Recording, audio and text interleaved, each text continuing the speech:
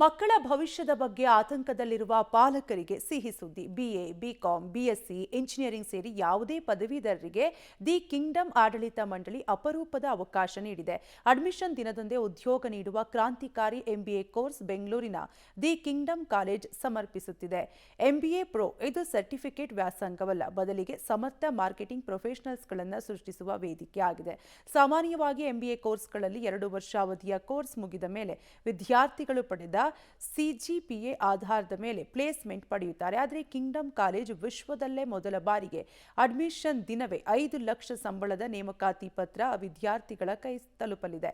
ಜೊತೆಗೆ ವಿದ್ಯಾರ್ಥಿಗಳಿಗೆ ಶಿಕ್ಷಣ ಸಾಲ ಸೌಲಭ್ಯ, ಇಂಟರ್ನ್ಶಿಪ್, ಸ್ಟೇ ಫಂಡ್, ಭಾರತದ ಪ್ರಖ್ಯಾತ ಲೈಫ್ ಕೋಚ್ ದೀಪಕ್ ರವರ ಗಡಿಯಲ್ಲಿ ಕೆಲಸದ ಅನುಭವ ಪಡೆಯುವ ಅವಕಾಶ ಕೂಡ ಇದೆ.